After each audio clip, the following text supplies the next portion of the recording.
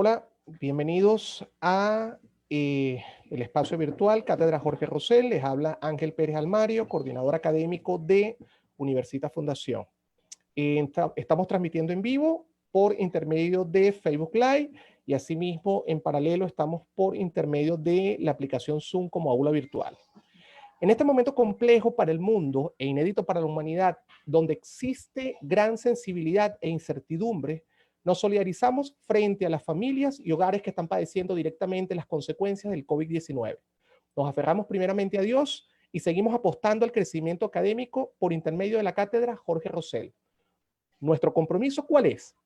Evidentemente estar contigo, escoger las temáticas más importantes del derecho penal comparado y traer a los profesores referentes de Iberoamérica. Así que nuestra recomendación, quédate en casa.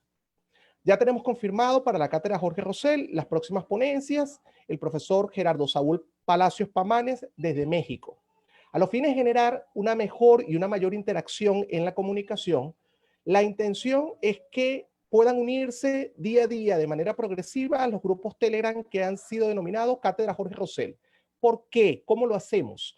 Técnicamente, el equipo de Universitas Fundación debe apuntar un correo en cada una de las direcciones electrónicas cuando ustedes se registraron. Pero si al día de hoy todavía no te ha llegado ese correo, sencillamente apúntanos tu número de teléfono, bien por intermedio de la sección comentarios por Facebook o bien por intermedio del chat de esta aula virtual. La finalidad es trascender más allá de los miércoles en esta sesión. La intención es que cada uno de los participantes de cada una de las latitudes puedan interaccionar día a día e ir nutriendo el foro del derecho penal comparado. Es necesario que para las instituciones involucradas en la continuidad de este proyecto académico, que realmente nos haga saber si estamos en el camino correcto. ¿Cómo lo vas a hacer? Bien por intermedio de las encuestas o historias que están en las distintas redes sociales de Universitas Fundación, Instagram, Facebook. Déjanos saber si efectivamente la metodología es asertiva, déjanos saber si realmente estamos cumpliendo las expectativas desde el punto de vista académico. Solo así podemos de alguna manera replantear, mejorar, corregir o sencillamente profundizar. La temática a disertar por el ponente del día de hoy, el profesor Roberto Manuel Carles, desde Argentina, es Actualidad y Desafíos del Garantismo Penal.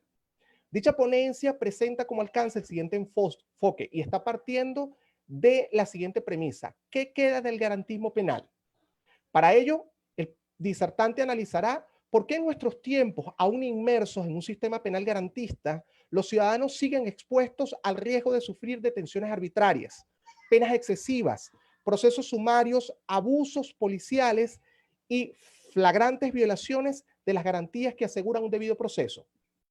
Como segundo aspecto, profundizará sobre el garantismo penal y cómo ha evolucionado dicho término como una propuesta teórica que aspira a modelar el derecho penal como un sistema de garantías de los derechos individuales, de modo que sea idóneo para minimizar tanto la violencia institucional de los cuerpos de seguridad estatales como la violencia en cuanto a la situación de los hechos punibles. En este contexto, se responderá en el desarrollo de las siguientes preguntas. ¿Qué ha quedado en pie del paradigma garantista? ¿Cuáles son los puntos débiles? ¿Cuáles son las fortalezas que presenta este paradigma? Y sobre todo, ¿qué es posible rescatar desde el punto de vista conclusivo de él para reconstruir en las nuevas sociedades la conciencia de la necesidad plena de la vigencia del Estado de Derecho con garantías que tutelen o sobre todo aquellos que han vulnerado los derechos de otros? Nuestro disertante del día de hoy, el profesor Roberto Carles, es abogado con orientación en Derecho Penal, posee en su trayectoria académica diploma de honor de la Universidad de Buenos Aires y es doctor en Derecho. Asimismo, es doctor en Ciencias Penales por la Universidad de San Carlos, Guatemala. Es profesor adjunto en la Universidad de Buenos Aires. Ha sido secretario o es secretario adjunto de la Asociación Latinoamericana de Derecho Penal y Criminología.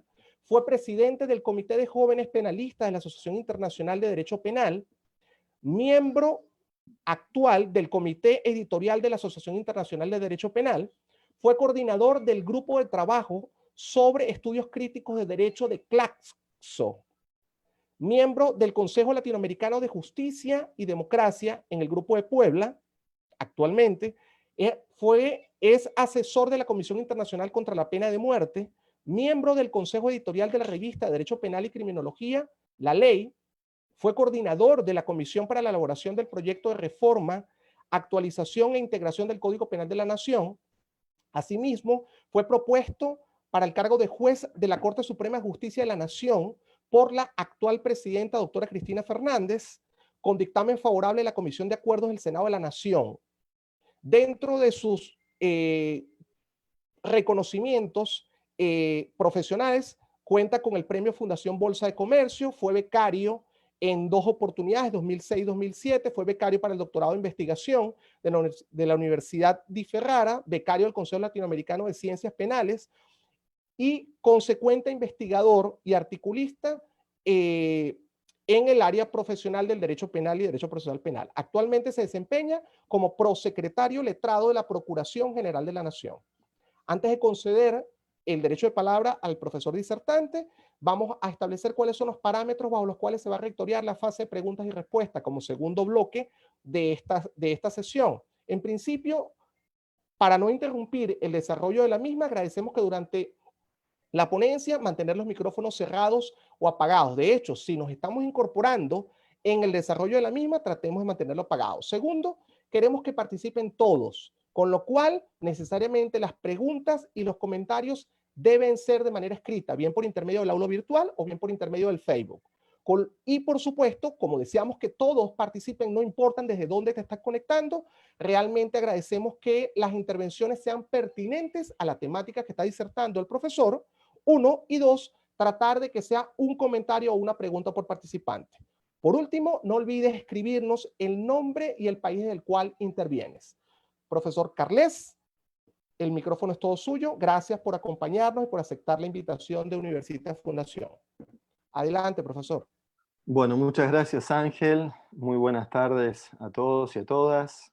Bueno, en primer lugar quiero agradecer al profesor Jorge Rosell por la invitación que me ha hecho para compartir este rato con ustedes. Decirles que lo que voy a comentar, bueno, es parte de un trabajo que se encuentra en curso y que, bueno, más que certezas, lo que voy a compartir con ustedes es una serie de interrogantes y bueno, para que cada uno llegue a su conclusión o para que podamos iniciar un trabajo conjunto, quién sabe, de aquí en adelante. La pregunta inicial, como bien anticipaba Ángel, es ¿qué queda del garantismo penal?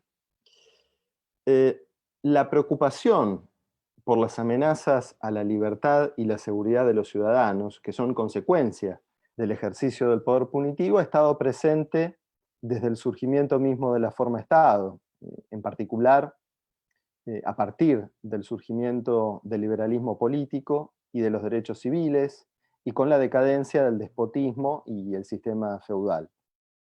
En nuestros tiempos, los ciudadanos, como decía Ángel y estaba en la introducción de esta charla, siguen expuestos al riesgo de sufrir detenciones arbitrarias, penas excesivas, procesos sumarios, abusos policiales, violación de las garantías que aseguran el justo proceso, todas consecuencias habituales del ejercicio del poder punitivo estatal.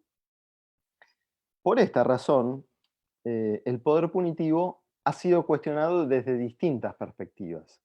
Una de ellas, acaso la más difundida, la que más conocemos, la que más trascendencia tuvo en el ámbito jurídico penal, es el garantismo penal. Una propuesta teórica que aspira a modelar el derecho penal como sistema de garantías de los derechos individuales, de modo que sea idóneo para minimizar no solo la violencia institucional de los aparatos represivos estatales, sino también la violencia de los delitos.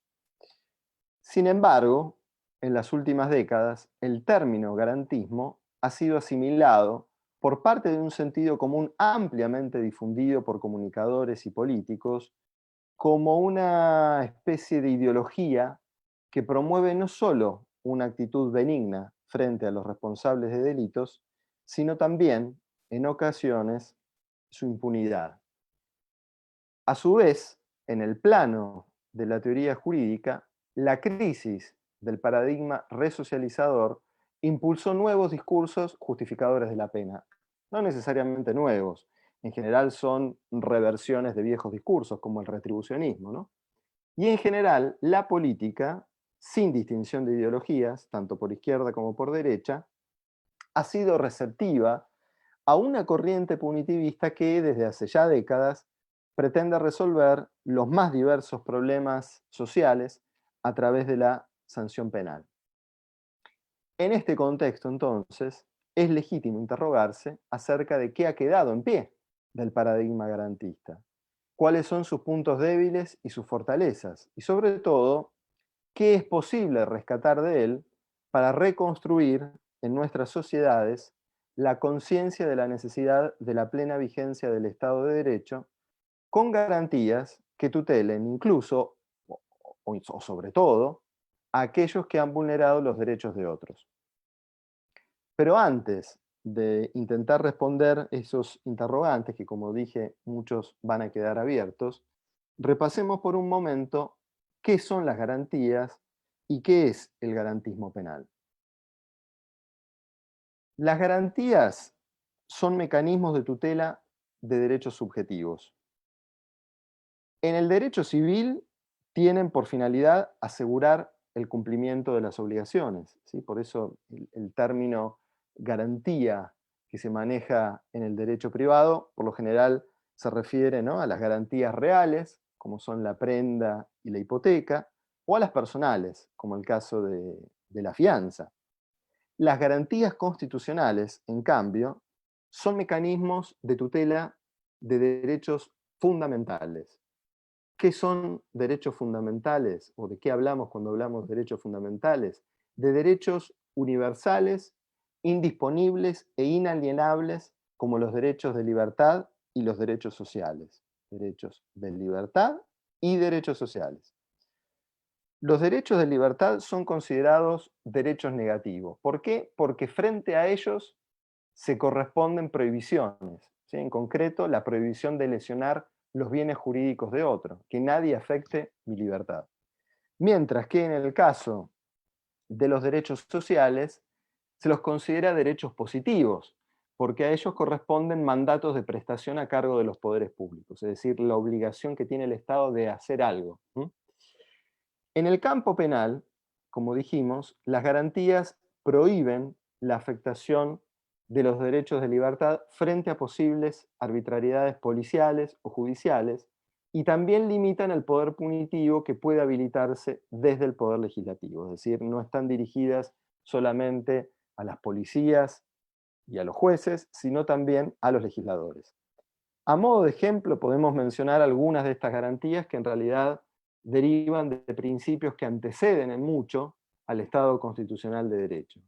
Tenemos las garantías estrictamente penales, como el principio de legalidad, que exige que la ley sea previa, cierta, estricta y escrita, la prohibición de analogía y de interpretaciones desfavorables e imprevistas de carácter retroactivo, la aplicación retroactiva de la ley penal más benigna, la prohibición de responsabilidad por el hecho ajeno, la prohibición del derecho penal de acto, el principio de lesividad, la prohibición de penas por hechos meramente inmorales o por opiniones, el principio de culpabilidad, ¿sí?, con las consecuentes prohibiciones de las presunciones de dolo y de culpa, de la inversión de la carga de la prueba y de toda forma de responsabilidad objetiva, la obligatoriedad de que las penas sean proporcionales, la prohibición del bis in idem, la prescripción del delito, y por otro lado tenemos las garantías del debido proceso.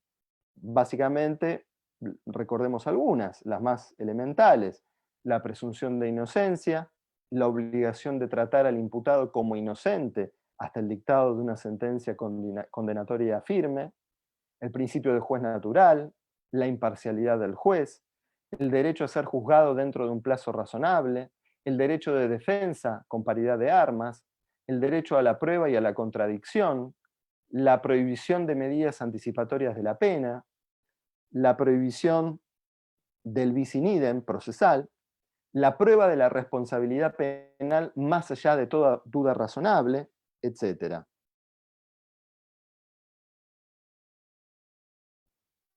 Estas son las garantías, y estas son las garantías penales y procesales penales más elementales. Ahora veamos por un momento qué es el garantismo. ¿Mm?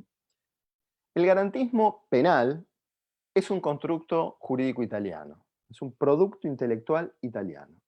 Antes que Ferraioli, que es el autor más conocido, fue Franco Brícola, coordinó la dogmática a los límites del poder punitivo de la nueva Constitución de la República Italiana. Una posición que también desarrollaron otros autores, como Ferrando Mantovani, entre otros. Por su parte, tras su ruptura con Franco Brícola, nuestro recordado Alessandro Barata propuso su derecho penal mínimo como alternativa a lo que él denominaba cultura de lo penal. El derecho penal mínimo es la perspectiva reduccionista en la que el propio Ferraioli se encolumna en su reelaboración filosófica del método jurídico teórico constitucional que plasma en 1989 en su célebre obra Diritto e ragione, teoría del garantismo penale. Derecho y razón, como seguramente sepan todos ustedes, es una obra que se convirtió en un clásico de la filosofía del derecho y que tuvo y aún tiene, a más de 30 años de su publicación, una enorme influencia en el pensamiento penal de muchos países, así como también en el denominado constitucionalismo, nuevo constitucionalismo latinoamericano. El garantismo penal surge entonces en el ámbito de la cultura jurídica italiana de izquierdas, en la segunda mitad de la década del 70 del siglo pasado, en un contexto de legislación de emergencia. Recordemos que en aquella época en Italia se vivían los anni di piombo, ¿no? Los años de plomo, con terrorismo de izquierda y de derecha. En ese periodo se inicia en Italia un paulatino debilitamiento de las garantías del debido proceso, y es en ese contexto en el que surge el garantismo penal. Una corriente que es tributaria del pensamiento penal liberal clásico y de la Ilustración, y en particular de la preocupación por la tutela de los derechos a la vida, a la integridad y a la libertad personal frente al poder punitivo.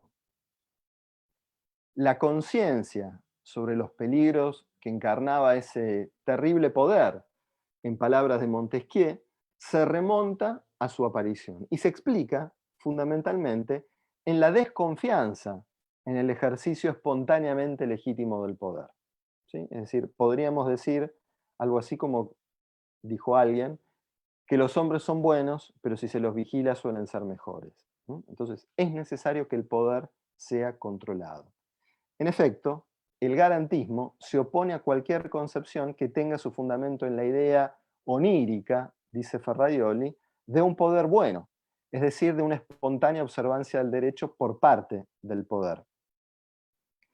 El garantismo es, entonces, el conjunto de límites y vínculos impuestos a todos los poderes, públicos y privados, a nivel estatal e internacional, para tutelar, mediante la sujeción a la ley y en especial a los derechos fundamentales, tanto las esferas privadas como los poderes públicos, contra los poderes públicos, como la esfera pública contra los poderes privados. De hecho, la reducción del garantismo a la esfera penal no es casual ni mucho menos inocente. En el Estado constitucional de derecho, las garantías tienen por finalidad impedir la formación de poderes absolutos, sean estos poderes públicos o privados.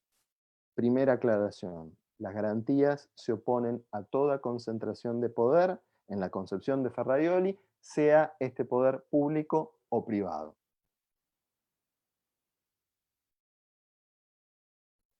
El garantismo de Ferraioli expresa un neoluminismo marcado por un positivismo crítico, argumentado a través de principios y reglas. Es una radicalización respecto del proyecto de Franco Brícola en la medida en que declina el garantismo a través de un proyecto político. ¿Cuál es ese proyecto político? El derecho penal mínimo. Se concreta, ¿sí?, en un programa que es de lege ferenda, cuyo contenido no son normas o elaboraciones basadas en normas. Es un proyecto. No es, por lo tanto, una ciencia jurídica del derecho vigente, sino más bien un programa. Y esto lo admite el propio Ferraioli, cuando dice que el garantismo consiste en un conjunto de técnicas normativas tendientes a asegurar la efectividad a derechos y principios fundamentales. Una efectividad que no puede depender a su vez de normas de derecho positivo. Para Ferraioli sería ilusorio pensar que las garantías de efectividad de las garantías jurídicas sean a su vez otras garantías jurídicas. Por ello afirma que estas son garantías políticas y sociales, es decir, el reaseguro del sistema garantista está en políticas, en garantías políticas y sociales. Queda expuesto a todas luces que el garantismo es un programa político, y esto es un problema. Y aquí introducimos la primera cuestión problemática de la tarde. Es un problema no porque tengamos acá pretensiones de asepsia científica y lo que sea política nos produzca rechazo, sino porque la validez de las normas no puede depender de un programa político ni de las fuerzas políticas y sociales que pudieran sostenerlo. Esto podía ser imaginable en la Italia de 30 o 40 años atrás, pero no lo es en nuestro tiempo. Vivimos en una época en la que los partidos políticos se han subordinado a los liderazgos de popularidad, los programas de los partidos políticos se asemejan cada vez más y el punitivismo atraviesa transversalmente casi todo el arco político, de derecha a izquierda y de izquierda a derecha. En la vereda opuesta tenemos al normativismo integral, una postura, una teoría jurídica que esteriliza la ciencia jurídica al reducirla a un mero formalismo, ¿no? A una, como dice Donini, una dialéctica incestuosa entre normas. El derecho penal no puede ser reducido a los estrechos límites de un sistema autopoiético, como propone Jacobs siguiendo más o menos a Niklas Luhmann, sino que debe conjugar saberes normativos, empíricos y hermenéuticos, para hacer posible el diálogo entre normas, hechos y valores. Con todo, a pesar de los siglos transcurridos, el principal problema para la construcción de una teoría jurídico-penal es su legitimación interna. Solo en la medida en que la pena esté justificada, podemos tener un sistema penal justo, justo en el sentido de legítimo.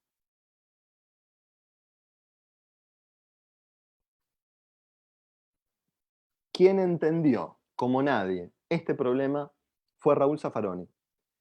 Al tiempo de la publicación de Derecho y Razón, Zaffaroni escribió que la obra de Ferraioli redefinía el derecho penal liberal ofreciendo la imagen más refinada del mismo que haya sido construida en nuestro siglo.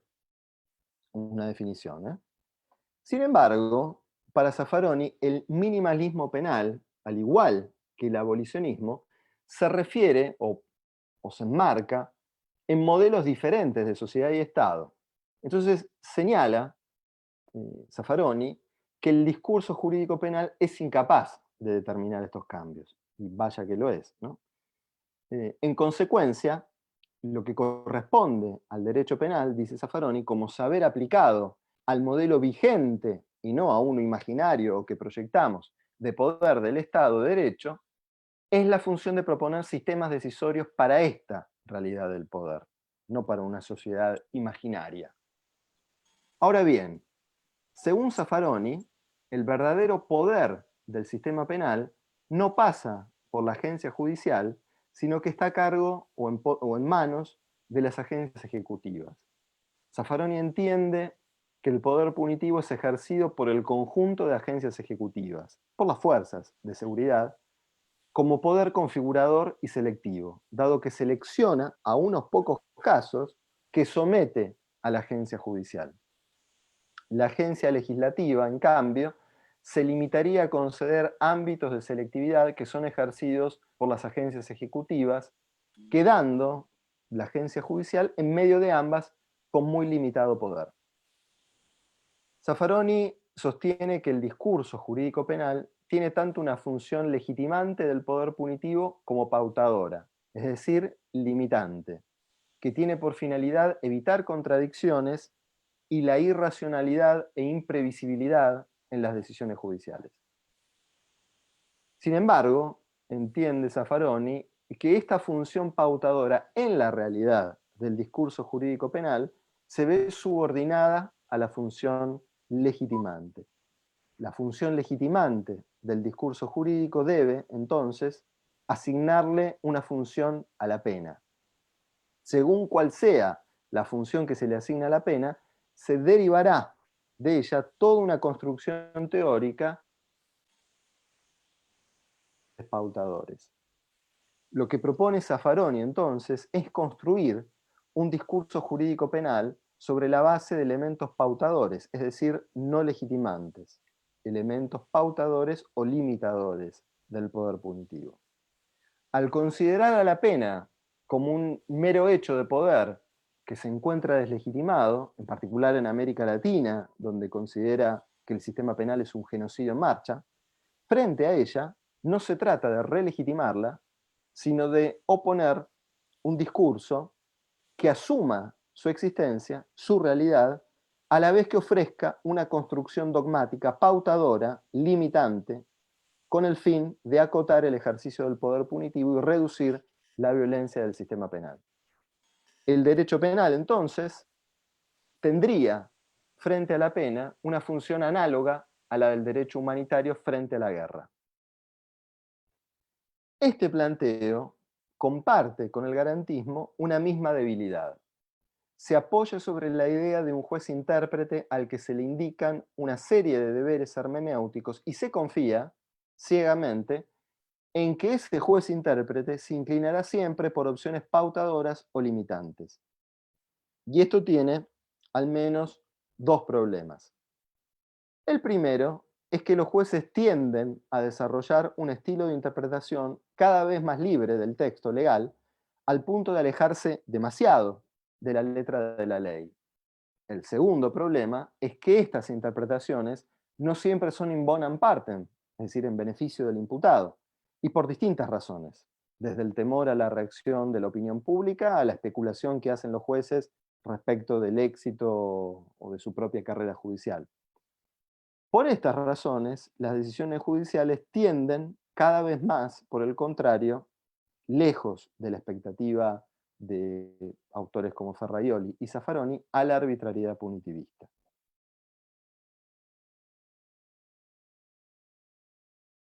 Bueno, si todavía están acá es porque no los deprimí lo suficiente, aún, o bien porque esperan que este cuento tenga un final feliz. Vamos a hacer lo posible, no les prometo nada.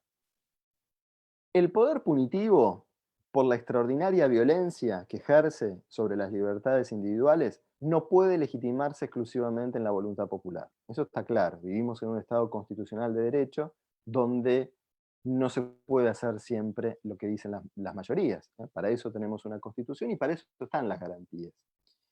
Es por ello que tanto la legislación penal como el ejercicio de la jurisdicción deben subordinarse a las garantías. Sin embargo, no podemos dejar de señalar que todo ejercicio de poder público requiere un grado mínimo de consenso. Las garantías no pueden ser vistas por la sociedad como salvoconductos para delincuentes. Es necesario, creo yo, que los juristas ejerzamos una cierta pedagogía, sobre todo para contrarrestar el sentido común impuesto por quienes se benefician de la demagogia punitivista, es decir, fundamentalmente medios de comunicación y algunos políticos. Es necesario entonces explicar que las garantías nos tutelan a todos, no solo frente a la eventualidad de ser sometidos a un proceso penal, sino incluso si somos víctimas o si somos terceros alcanzados por las consecuencias de un delito o de su castigo. Y para ello es necesario abandonar la posición de superioridad desde la que muchas veces pretendemos hacer entender la importancia de las garantías. La autocrítica acá es necesaria. Esas garantías integran nuestro pacto social y sin embargo, pueden ser subestimadas si no logramos ser intérpretes de las demandas sociales. Esta actitud de soberbia y de elitismo académico de algunos juristas es la que permitió que se cediera terreno durante tantos años a los discursos de mano dura, de tolerancia cero, de ley y orden, y que llegó al punto de romantizar algunas conductas que en realidad ocasionan mucho daño y angustia en buena parte de nuestros pueblos y sobre todo en los sectores más vulnerables de nuestros pueblos. No cabe duda de que la respuesta punitiva es necesaria, de que la mayoría, de que nuestra sociedad la reclama, y tiene todo ello una importante dimensión política. En efecto, el sistema penal es una de las instituciones que nos mantiene unidos como sociedad. Desde luego, conocemos sus arbitrariedades, sus abusos y la realidad de la cárcel, que es un escándalo, sobre todo en América Latina. Pero acá estamos hablando de otra cosa. Los ciudadanos tienen la expectativa de que quien viola la ley y afecta los derechos de otro tenga consecuencias. Estos tiempos de pandemia nos han permitido ver cómo en pocas oportunidades, como en muy pocas oportunidades, que sin normas y sin un poder legítimo basado en normas, es imposible la vida en común. ¿Es el garantismo penal entonces un programa político realista para los tiempos en que vivimos? ¿Podemos prescindir, por ejemplo, de los delitos de peligro abstracto? Bueno, nos puede resultar fácil declamarlo, pero luego, en situaciones como la presente, ocurre que reclamamos que quien viola las medidas adoptadas por las autoridades para impedir la propagación de una pandemia o de una epidemia sea sancionado. Nos preocupa el ecocidio, ¿sí? Es decir, la destrucción masiva de ecosistemas. Ahora, ¿hay forma de tutelar el ambiente sin recurrir a tipos penales en blanco? Por no mencionar los problemas que plantea al garantismo la cuestión de los delitos de lesa humanidad, problemas que han dado lugar a muchísimas discusiones en la Argentina y las discusiones que siguen ocurriendo. La mejor forma, entonces, de contener la irracionalidad del poder punitivo es con un sistema coherente, que no admita situaciones excepcionales, sino que tenga reglas claras y válidas por igual para todos los ciudadanos y para todos los posibles conflictos con relevancia penal que puedan presentarse en el marco de una sociedad. Que quede claro, no se trata de hacer populismo penal, sino precisamente lo contrario. Entender que la pena tiene una función concreta en la realización de la paz social y la exclusión de sentimientos de injusticia que son deleterios en una sociedad. Es muy difícil mantener unida una comunidad cuando sus miembros sienten que desde el Estado se está cometiendo una injusticia. En un segundo momento, la pena tendrá otras consecuencias, además de asegurar la paz social, que podrán o no verificarse según el caso: la reparación de los daños del delito, la resocialización del condenado o el impedimento temporal de la comisión de nuevos delitos. Para ello, los ciudadanos tienen que saber que las garantías existen para tutelar los derechos no solo de los imputados y de los condenados, sino también de las víctimas y de los terceros, frente a la lesividad intrínseca del poder punitivo.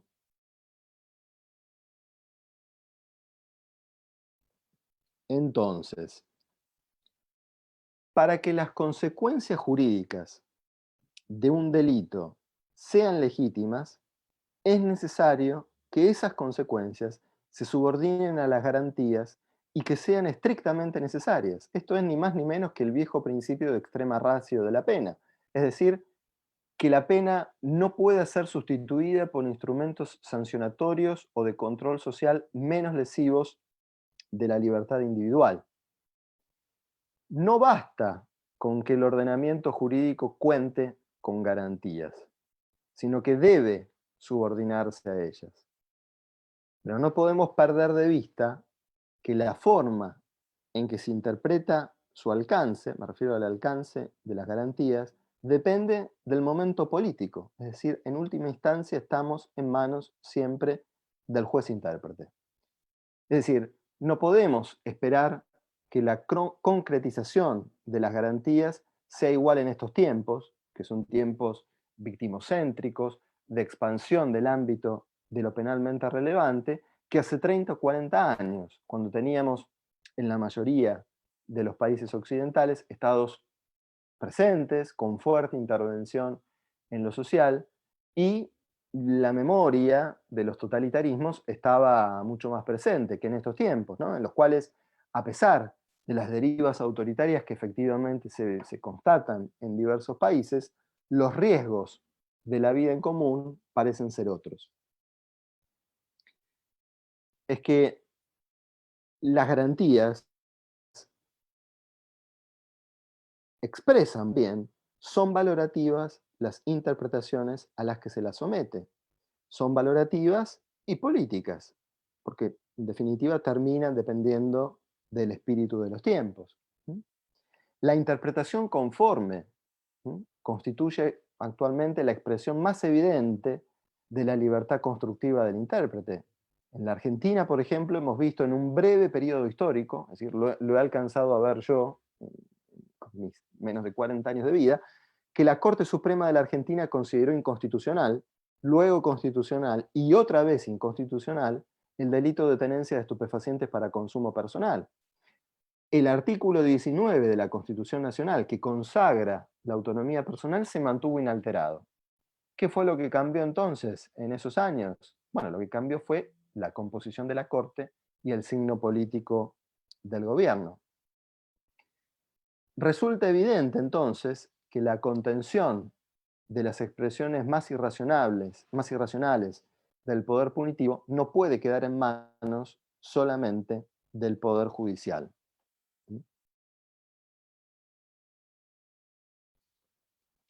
Con esto ya vamos a comenzar a redondear. Los penalistas nos movemos entre dos extremos. O bien nos manejamos con categorías que fueron creadas en el siglo XIX, las categorías de la teoría del delito, que son categorías preconstitucionales, o bien subordinamos íntegramente el derecho penal a la Constitución. No me refiero a los límites, cuestión que está fuera de discusión, sino a la consideración de los valores o bienes constitucionales como los únicos que merecen una tutela penal. Ninguno de estos dos proyectos son totalmente viables en la actualidad. Un derecho penal garantista debe, en nuestro tiempo, orientarse a asegurar el mínimo sufrimiento para el autor y para la víctima. No puede seguir fijado en el pasado, sino que debe mirar necesariamente hacia adelante, no solo a la reintegración del condenado a la vida en común, sino también, y en particular, a la reparación del daño y a la restauración del vínculo con la comunidad. Entre las utopías del derecho penal mínimo o de un derecho penal en el que los jueces limiten el poder punitivo y la expansión punitivista desbordada, debe haber necesariamente un punto, una solución intermedia y plausible. La hermenéutica penal debe estar orientada hacia la deflación punitiva y la proporcionalidad. Como señaló el Papa Francisco, ¿no? De lo que se trata es de tomar conciencia de que la ejecución de un mal no justifica nunca la imposición de otro mal como respuesta. De lo que se trata es de hacer justicia a la víctima, no de ajusticiar al agresor, dijo el Papa. En consecuencia, la respuesta punitiva debería excluirse en los casos de lesiones insignificantes y exiguas a los bienes jurídicos, y en los casos de afectaciones leves, la pena debería sustituirse por sanciones alternativas. Esto no es ninguna novedad, es el principio de última ratio de la sanción penal. En segundo lugar, el juez penal no puede colmar ningún tipo de laguna por vía interpretativa. Si una interpretación es dudosamente extensiva o creativa, se la debe considerar analógica, siempre. El seguimiento, solamente, si siguiéramos solamente estas dos pautas, tendríamos más seguridad jurídica y previsibilidad que con los ríos de tinta que se han escrito en la construcción del garantismo penal. Y tercero, para el resto de los delitos, ¿no? Aquellos en los que el Estado no puede en modo alguno desentenderse, se deberá explorar el camino de la justicia restaurativa y reparadora, que es la que mejor se lleva con el Estado de Derecho.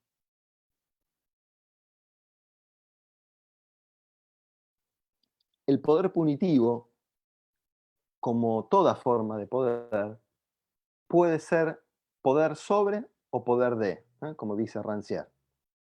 El poder sobre es siempre una forma de dominación, de un grupo sobre otro. Y ahí tenemos la selectividad y todos los problemas que conocemos del poder punitivo. El poder de, en cambio, expresa la capacidad de hacer algo, de pensar y de actuar en común. ¿Necesitamos para esto un cambio civilizatorio? Bueno, no lo creo. En el mundo hay muchas experiencias, algunas incipientes, otras más desarrolladas, de sistemas penales alternativos, restaurativos, reparadores, en los que la cárcel es siempre un ultimísimo recurso. Lo que diferencia a estos planteos del garantismo es que no se trata aquí de contraponer las garantías al poder punitivo y a las demandas sociales de castigo, sino de involucrar a las partes de un conflicto en la búsqueda de una solución común. El garantismo penal, en efecto, no conduce a un derecho penal más liberal, menos autoritario, sino que solamente lo legitima, es su condición de posibilidad. Es que aún observando todas las reglas del juego, el garantismo no nos inmuniza frente al aumento de penas, no nos inmuniza frente a la proliferación de tipos penales, ni tampoco frente a la inhumanidad de la cárcel, que son los graves problemas de nuestros sistemas penales actuales. Incluso un derecho penal mínimo no es necesariamente liberal por el solo hecho de ser compacto, reducido. El derecho penal mínimo será a lo sumo pequeño, pero no por ello necesariamente menos autoritario. Y ahora sí, para concluir, respondiendo a la pregunta inicial, lo que queda hoy del garantismo penal es poco o nada, pero de nosotros depende construir una propuesta superadora y realista que sea verdaderamente útil para contrarrestar las manifestaciones más irracionales del poder punitivo. Muchas gracias. Gracias, profesor Carles, por su excelente disertación. De seguidas vamos a iniciar la fase de preguntas y respuestas. En principio, la amiga Pastora Calles nos contacta por Facebook desde Argentina y inicialmente emite un comentario. Reconocemos que el equipo Universitas Fundación, Colegio de Abogados, Instituto de Estudios Jurídicos y la Academia de Ciencias Políticas y Sociales hacen un gran esfuerzo para continuar con este proyecto académico para nosotros. Felicidades, profesor Roberto Carles, por su intervención. Debido a la gran promoción de la concepción contemporánea del garantismo penal, liderada por Ferrajoli, hemos olvidado desde Beccaria, en el siglo XVIII, que el garantismo era un escudo en contra de la violencia estatal. La pregunta, profesor, ¿podemos decir entonces que sus principios están inspirados en las ideas propias de la ideología liberal burguesa de la Revolución Francesa? ¿Su opinión, Totalmente. profesor? Sí, absolutamente. El garantismo penal, como decía hace un momento, se entronca en esa tradición liberal, iluminista, ¿sí? de Beccaria y en adelante.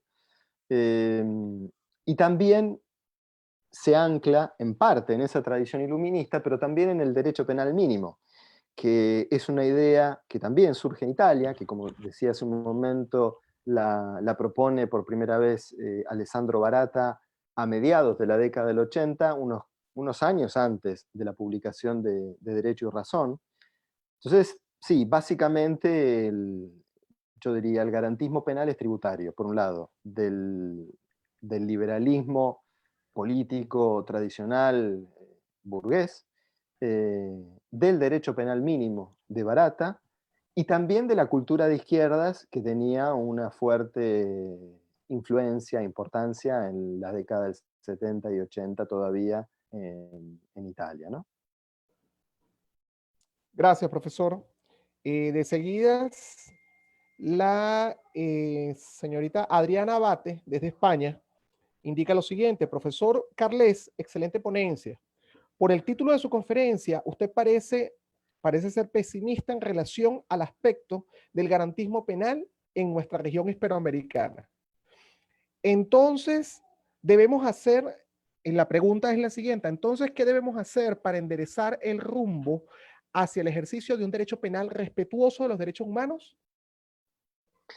Bueno, creo haber intentado insinuar algunas pautas en ese sentido. Eh, si uno analiza el programa del garantismo penal, bueno, se encuentra, entre otras cosas, con que, por ejemplo, y por eso elegí los ejemplos, ¿no? Los delitos de peligro abstracto son inadmisibles, ¿no? Ah, claro, después, cuando vamos a la realidad, a mí me ha tocado coordinar una comisión de reforma del Código Penal aquí en la Argentina, y muchos de nosotros habíamos enseñado durante años los problemas constitucionales de los delitos de peligro abstracto, y sin embargo en nuestro proyecto de Código Penal pusimos un montón de delitos de peligro abstracto. ¿Por qué? Porque no podemos prescindir de ellos.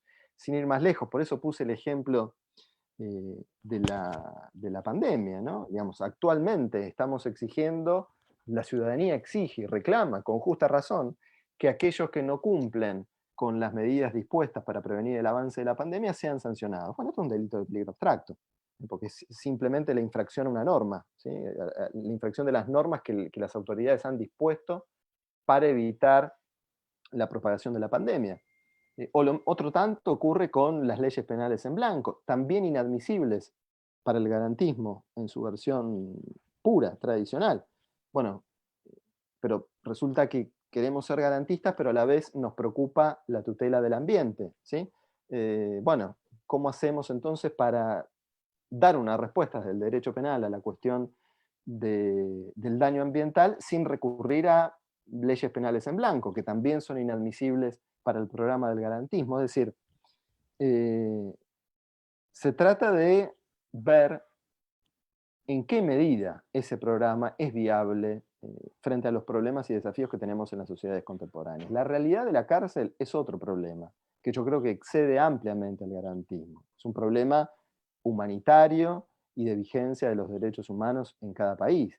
Que las cárceles sean en nuestra región, sobre todo, pero en buena parte del mundo, lugares donde se producen masacres por goteo, como dice Zaffaroni, no es algo que vaya a resolver el garantismo. De hecho, tenemos 40 años de garantismo y las cárceles están cada vez peor.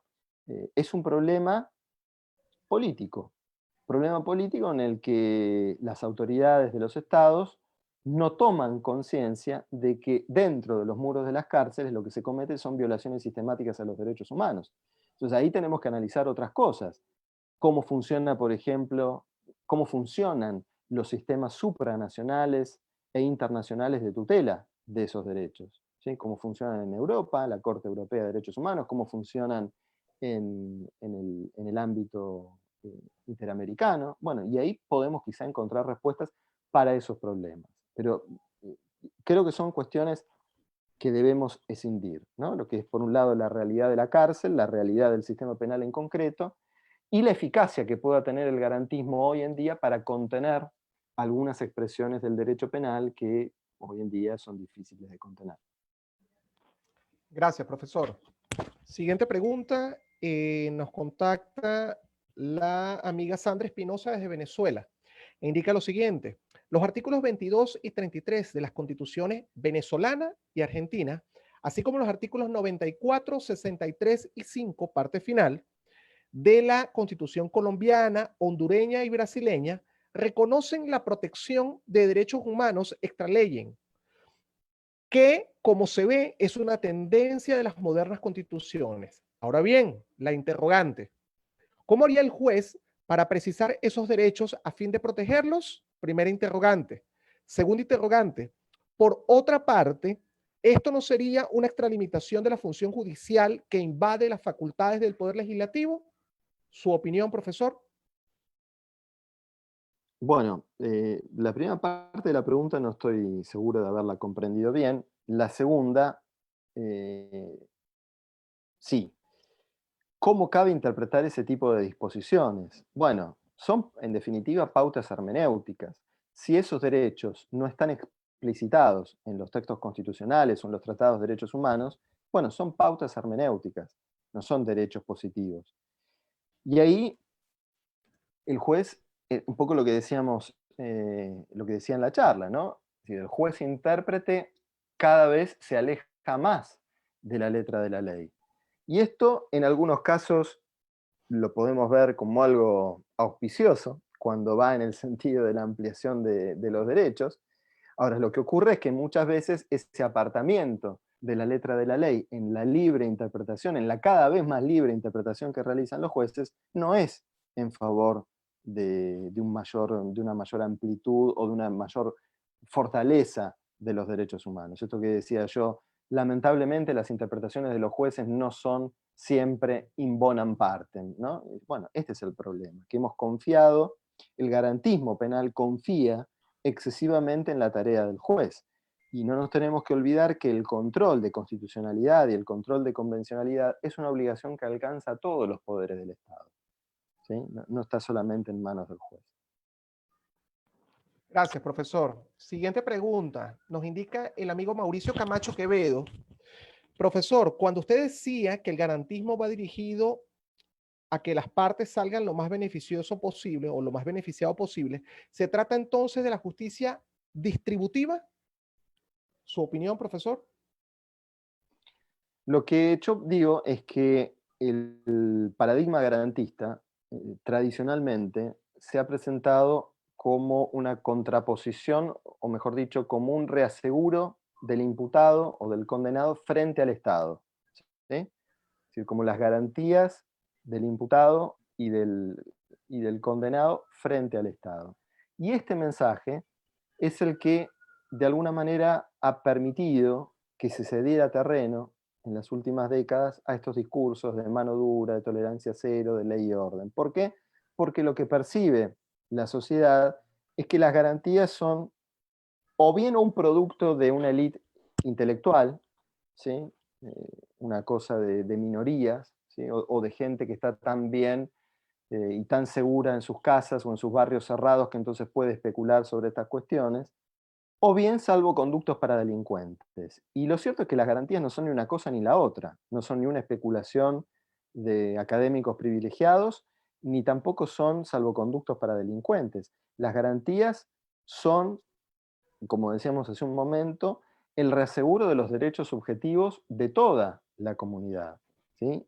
Y cuando ocurre un conflicto intersubjetivo categorizado por el Estado o definido por el Estado como un delito, las garantías tienen que jugar como un reaseguro de los derechos de todas las partes involucradas, ¿sí? O sea, autor, responsable, imputado, condenado, víctima y terceros, ¿sí? De manera tal que en el abordaje que se haga de ese conflicto se llegue a una solución lo más que sea lo más posible producto del consenso y del acuerdo entre las partes. ¿Sí? Ese es el modelo de justicia restaurativa, que a eso es a lo que apuntamos y eso es lo que quise introducir en el final de la charla, ¿no? Es decir, tratar de romper con ese esquema de justicia penal clásico en el cual el Estado confiscaba el conflicto a la víctima y se apropiaba del sufrimiento de la víctima para imponerle un mal al que había causado un mal y tratar, en todos los casos en que ello sea posible, de resolver estos conflictos con la intervención de todas las partes. Gracias, profesor. Siguiente pregunta, el amigo Adrián Rodríguez Díaz, desde Argentina. Hola, estimado. Ante todo, gracias por tan clara y descriptiva disertación. Quiero preguntarle su opinión dogmática respecto de los delitos de peligro abstracto en el contexto de la pandemia. ¿Usted cree que sería aplicable, usted cree que se aplicaría bien el concepto de justicia restaurativa? ¿Su opinión, profesor? Bueno, no sé si entiendo la pregunta, pero a ver, voy a intentar responderla. Las figuras penales que están vinculadas a los delitos de salud pública casi en su totalidad, y en particular en el caso argentino, el artículo 205 del Código Penal, es un delito de peligro abstracto, de eso no cabe la menor duda. ¿Por qué? Porque, bueno, quien viola una orden de una autoridad pública no está poniendo en peligro ningún bien jurídico, ¿sí? Digamos, no estamos hablando ni siquiera de una persona que tenga el virus y salga al espacio público para diseminarlo o lo haga en forma dolosa o culposa, sino que es simplemente alguien que viola una disposición. Esto es claramente un delito de peligro abstracto.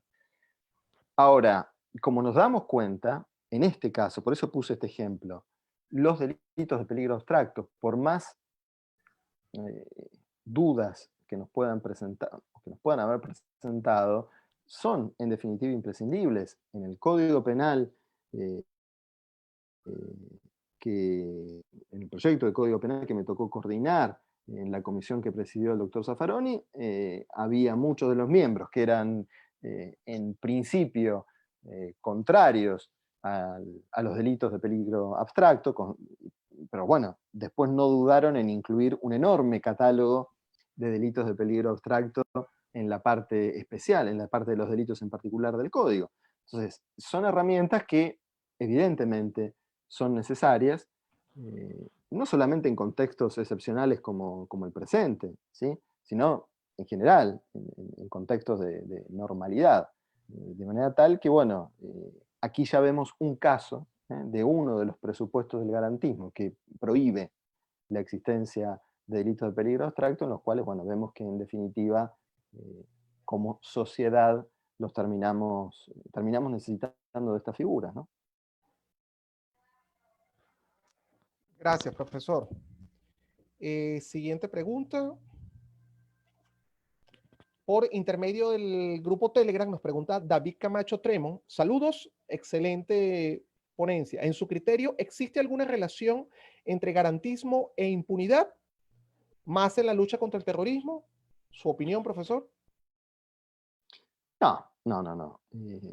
Esto que mencionaba yo hace un momento del lugar en el que algunos comunicadores y políticos han querido situar al garantismo.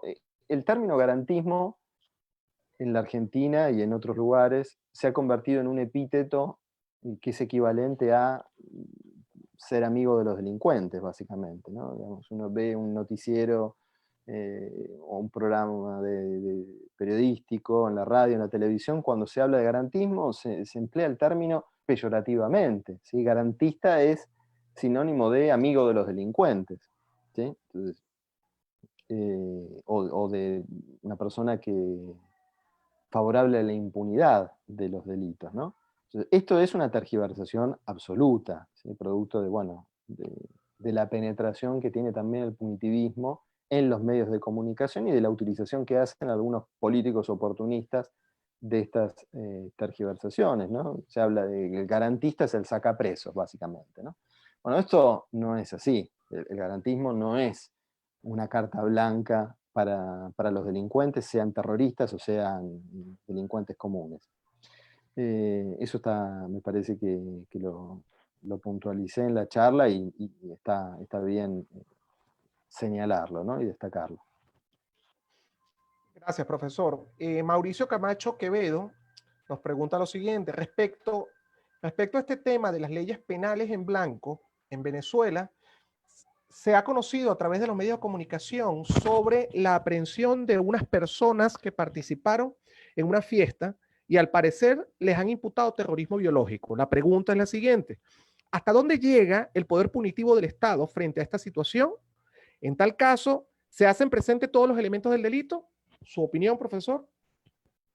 Bueno, habría que ver en el caso concreto lo que sucede, ¿no? Yo no quisiera centrarme tanto en cuestiones de casos para no generar confusión.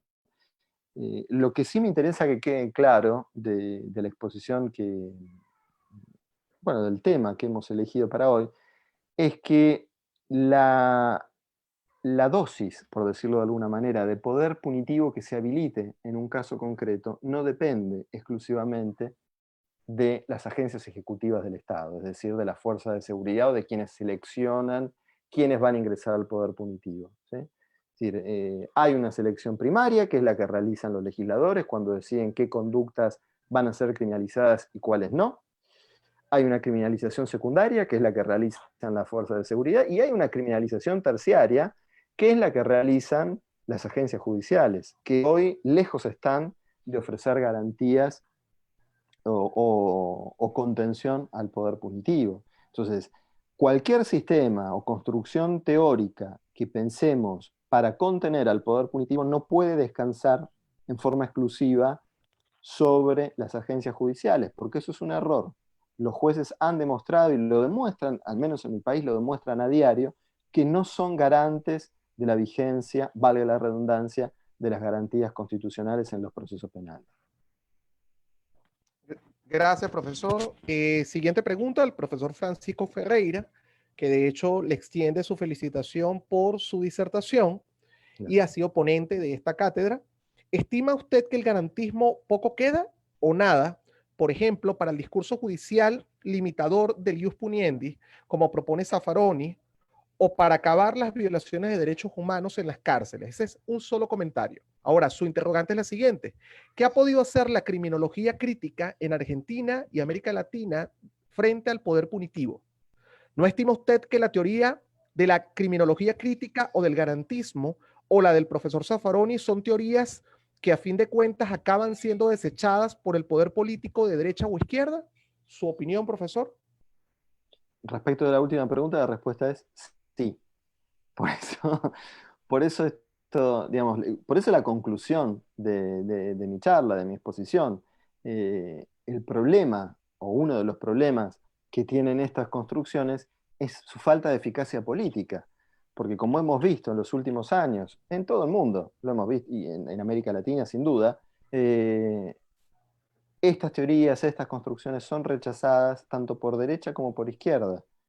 Es decir, no ocurre como ocurría hace 40, 50 años, que determinados grupos o partidos políticos tenían en sus programas ciertas eh, contemplaciones o cierto cuidado, por ejemplo, por la cuestión penal.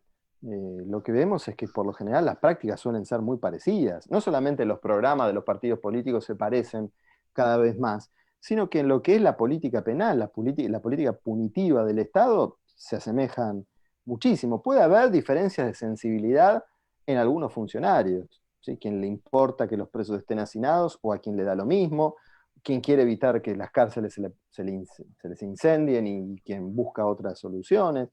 Pero esto es otra cuestión, ¿sí? Lo que ha demostrado el garantismo es que es un constructo teórico ineficaz para contener el poder punitivo. Y aún en el caso, como decía al final de la charla, en el que pudiéramos tener un derecho penal mínimo, eso no nos garantiza que ese derecho penal pequeñito sea menos autoritario. Lo que nos dice es que va a ser pequeño. Entonces que va a haber un montón de cuestiones que van a quedar fuera del ámbito de lo penalmente relevante, pero en nada nos asegura que ese pequeño derecho penal no vaya a ser autoritario. Respecto de la criminología en la Argentina, a ver, en la Argentina no hay criminología, digamos, no hay estudios de campo, salvo contadas y muy contadas excepciones, prácticamente no tenemos criminología en sentido estricto, es decir, no tenemos trabajo de campo, no tenemos estudios empíricos. Lo que hay sí son desarrollos teóricos de distinta envergadura. En el caso de Zaffaroni, él, él ha impulsado ya desde mediados de los 80 lo que ha denominado realismo penal marginal, que no es lo mismo que la criminología crítica. La criminología crítica es claramente un producto bueno, del marxismo, ¿no? Es tributaria de ideas de izquierda, de una tradición de izquierda, que Zaffaroni no comparte. Zaffaroni hace otra aproximación a la cuestión penal, que tiene que ver más con la realidad latinoamericana, ¿no? Y que no tiene, digamos, en los análisis de Zaffaroni, las clases sociales, por ejemplo, como categoría no aparecen, ¿sí? Poco tiene que ver con la criminología crítica, aunque hay evidentemente una cierta familiaridad en muchos sentidos. En cuanto a las posibilidades de la criminología, y en particular de la criminología crítica, de tener algún tipo de influencia en todo esto de lo que estamos hablando,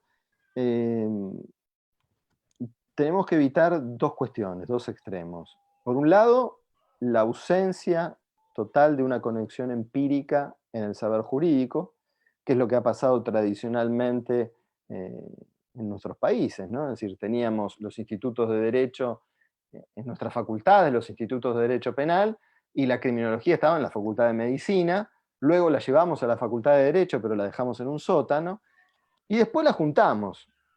Y en algún momento incluso es probable que la criminología se haya puesto por encima del derecho. Hoy hay muchos autores que son penalistas, pero no hacen más dogmática o hacen básicamente criminología. Y eso tampoco está bien, porque con un discurso meramente empírico no podemos operar en el mundo del derecho. Por eso entonces vuelvo a lo que decía en la charla, es necesario encontrar un lenguaje que pueda articular normas, hechos y valores, ¿sí? Esa es la clave del derecho penal que debemos construir. Un derecho penal que tenga una envergadura normativa suficiente, que tenga un contacto con el momento empírico y que tenga la reflexión valorativa necesaria que tiene que tener el derecho en general y sobre todo el derecho penal, que es probablemente una de las ramas más políticas de la ciencia jurídica. Gracias, profesor. Voy a tratar de resumir la intervención de Juan Carlos Aguiar Chávez desde Ecuador, que establece lo siguiente. Primero que todo, felicita al ponente por su disertación y establece, en Ecuador se estableció un estado de excepción con un toque de queda para atendiendo a una medida preventiva para la propagación de la pandemia. Sin embargo, él indica el Código Orgánico Integral Penal en su artículo 282 establece una sanción para el no cumplimiento de una decisión legítima de una autoridad competente. Con ocasión a la transgresión de esta norma, se realizaron la detención de 15 personas que violaron lo correspondiente a la medida preventiva del toque de queda. Y frente a esto, el Ministerio de Interior y Justicia dictó lo correspondiente a la prisión preventiva. Asimismo, Ecuador dispuso que se suspendieran los plazos. La pregunta está orientada hacia lo siguiente, profesor. Si Ecuador, en primer lugar, redujo el número de personas que violentaron, por otro lado está el hacinamiento en las cárceles. Si una de las personas que está sometida a esa prisión preventiva está contagiada o evidentemente va a provocar una pandemia a nivel del hacinamiento, con lo cual resulta proporcional la prisión preventiva ante este escenario de pandemia mundial, es la pregunta. Bueno, de nuevo, es hablar sobre casos, ¿no? Y aquí me parece que hay que diferenciar dos cuestiones. Por un lado, la respuesta del Estado frente al incumplimiento de las normas que se han dictado para prevenir la difusión de la pandemia, y por otro, las medidas que se puedan tomar de aseguramiento. Está claro que el riesgo de contagio no fundamenta ninguna prisión preventiva, no la puede fundamentar, ¿sí? Porque en todo, al menos en nuestra cultura jurídica, y sobre todo de acuerdo a la Convención Americana de Derechos Humanos, sabemos que los presupuestos para dictar una medida cautelar de prisión preventiva son otros. Digamos, no el riesgo de contagiar ninguna enfermedad, sino el peligro de poner en riesgo una investigación penal, sea por medio de la fuga o del entorpecimiento de la investigación. Entonces, encarcelar a alguien porque puede difundir una enfermedad, digamos, eso no está en ningún lado. De nuevo, son dos cuestiones distintas. Una es la respuesta que tiene que dar el Estado frente al incumplimiento de las medidas sanitarias, y otra es la prisión preventiva, frente a la cual cabe el principio de inocencia, que implica necesariamente que toda persona debe ser tratada como inocente, y no vamos a encerrar a nadie. Sería una especie de revival del peligrosismo, ¿no? Solamente que no ya sería no un peligrosismo lombrosiano, sino viral, ¿no? Por llamarlo de alguna manera. Gracias, profesor. Siguiente pregunta, el profesor Fernando Tocora pregunta lo siguiente: ¿en qué medida se aplica el garantismo a la delincuencia de cuello blanco y a la delincuencia abusiva del poder en la que se incluyen los genocidios? ¿Su opinión, profesor? Bueno, primero saludo, Fernando, si estás escuchando. ¿En qué medida se aplica el garantismo? Bueno, el problema acá no es qué dosis de garantismo se aplica en ciertos casos o en otros. Digamos, es la selectividad del sistema penal la que hace que algunos delitos queden impunes y otros no. Y este es un dato de la realidad con el que tenemos que trabajar siempre al momento de construir teorías y de discutir el derecho penal, porque la selectividad existe. Ahora, lo que tenemos que pensar y sobre lo que tenemos que reflexionar, en todo caso, es si el garantismo penal es o no la mejor herramienta para contrarrestar esa selectividad.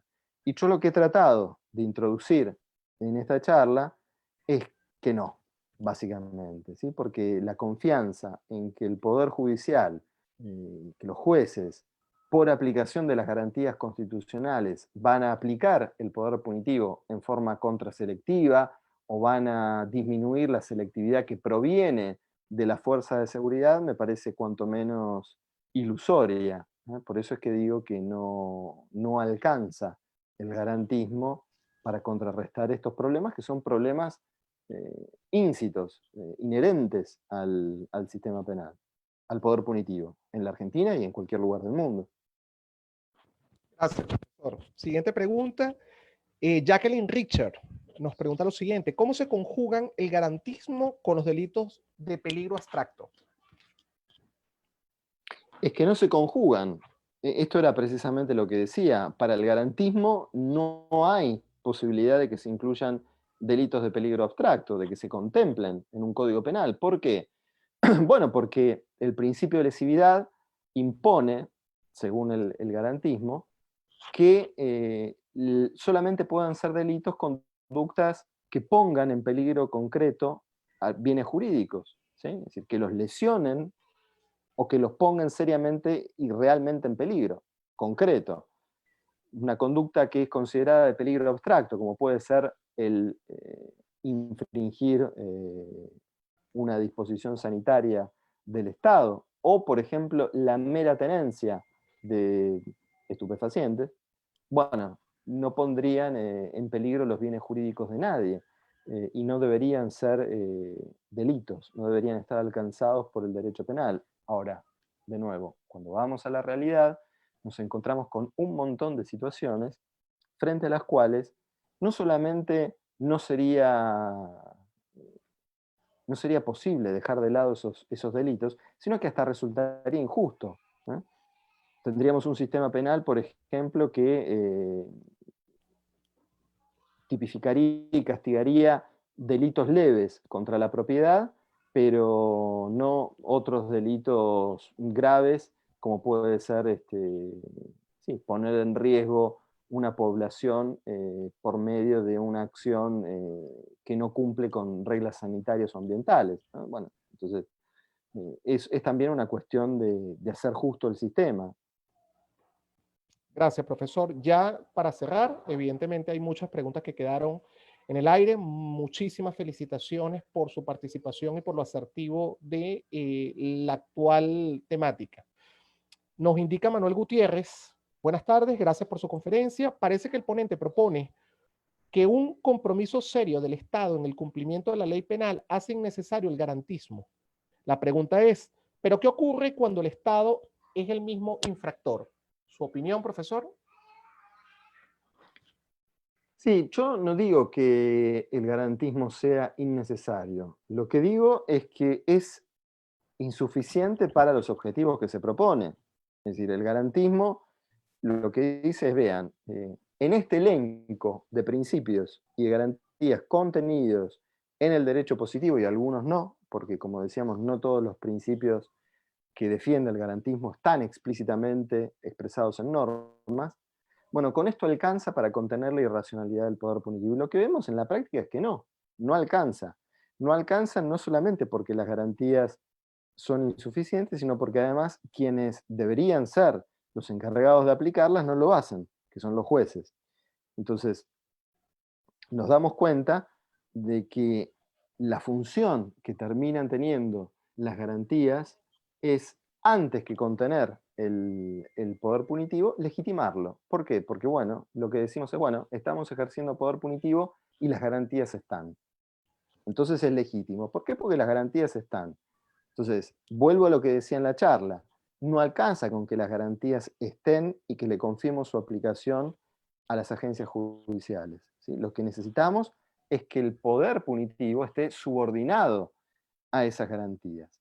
Y por otra parte, también es necesario pensar más allá del paradigma garantista, porque el paradigma garantista lo que propone es un derecho penal mínimo, es decir, la aplicación de la pena para un escaso número de delitos.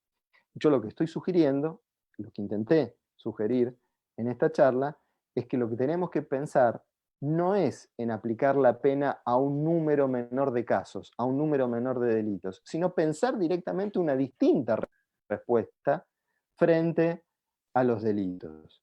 Una respuesta que sea, que no mire al pasado, que mire hacia el futuro, que intente reconciliar a las partes, que intente restaurar el vínculo que se rompe cuando una persona quiebra la expectativa que la sociedad tiene respecto de su conducta y que también permita reparar el daño que esa persona le ocasionó a su víctima. Entonces, me parece que el futuro del derecho penal debería ir por ese camino, por el camino de la justicia restaurativa y reparadora, donde lo que necesitamos no es un derecho penal chiquito, que ya no lo vamos a poder tener, porque la sociedad exige que el derecho penal tutele y dé respuestas frente a un montón de situaciones, si lo que necesitamos es otro tipo de respuestas.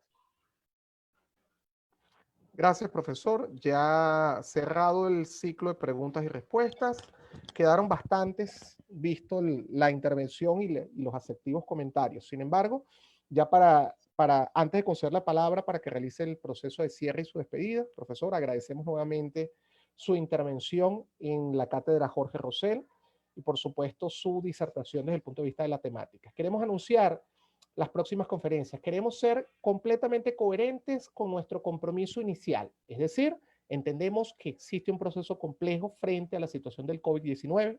Entendemos que el mundo está sumido en una gran ansiedad. Sin embargo, eso no debe detener lo correspondiente a nuestro crecimiento profesional. Queremos que dentro de alguna manera del tiempo que están dedicados hacia quedarse en su casa como medida preventiva en las distintas latitudes, realmente estén conectados con nosotros desde el punto de vista de su crecimiento.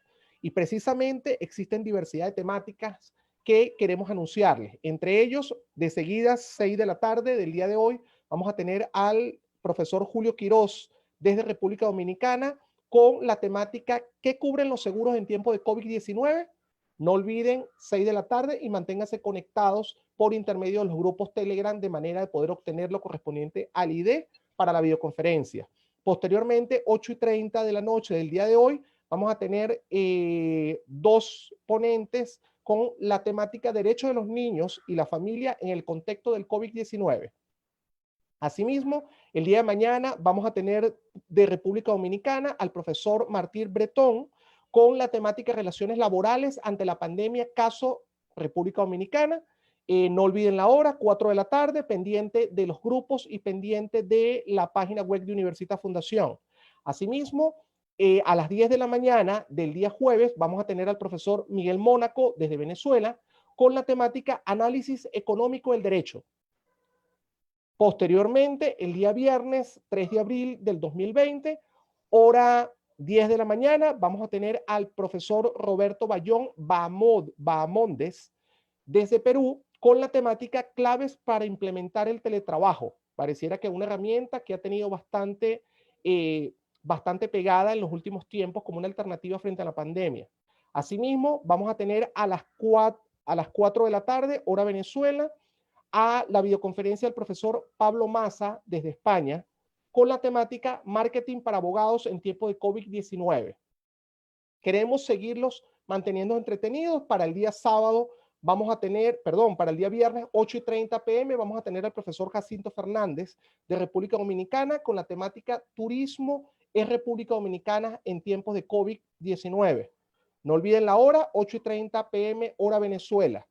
Asimismo, para el día sábado vamos a tener la videoconferencia de la profesora Rosa Pérez Melo de República Dominicana con la temática de la suspensión del contrato laboral y el Fondo de Asistencia Solidaria. No olvidemos, sábado 4 de abril del 2020, hora 8:30 p.m., hora Venezuela. Asimismo, vamos a tener en el día sábado, 4 de la tarde, la videoconferencia del profesor Gremán Lora desde Perú, con la temática Impacto del COVID-19 en las relaciones de trabajo, caso específico Perú. Por último, queremos anunciar que seguimos comprometidos con el proyecto académico Aula Virtual Brever Carías, siendo la videoconferencia inicial para 14 de abril del 2020 y va a generar un ciclo todos los martes, así como esta todos los miércoles. Y siendo contestes con el caminar día a día, no olvidemos el esfuerzo que realizó Universitas Fundación y la Asociación Venezolana de Derecho Tributario, donde agruparon los 13 mejores tributaristas. Cada una de estas informaciones, bien por intermedio del grupo Telegram o bien por intermedio de la página Universitas Fundación, www.universitasfundacion.com. No sin antes queremos agradecer nuevamente el honor por haber tenido al disertante en este espacio. De verdad, profesor Roberto Carles, ha sido realmente una situación completamente beneficiosa para la continuidad de la temática de la cátedra Jorge Rosell. Profesor, el micrófono es todo suyo para el proceso de despedida. Bueno, no, muchísimas gracias, Ángel. Reiterar el agradecimiento al profesor Rosell por la invitación, agradecerle también a todos y todas quienes se conectaron y desearles también que pasen este momento tan particular que estamos viviendo de la mejor manera posible. Es un momento muy especial, ¿no? En el que, como he dicho en alguna ocasión, hay que transitar la angustia de la mejor manera posible. Por eso espero que se haya entendido el mensaje de esta ponencia, que no era mi intención deprimir a nadie, sino de proponer que hay y puede haber perspectivas un poco más eficaces que las del viejo garantismo penal. Así que muchas gracias. Gracias, profesor. Como pueden ver, realmente tenemos una mayor programación, tenemos una mayor temática y queremos abarcar mayormente el proceso del conocimiento, con lo cual los invitamos a hacer ustedes mismos esquema de difusión en este proceso donde todos estamos en casa y la recomendación sigue siendo quédate en casa, solamente que quédate en casa por intermedio del proceso formativo, conectados con Universitas Fundación. Gracias, hasta luego. Muchas gracias, hasta luego.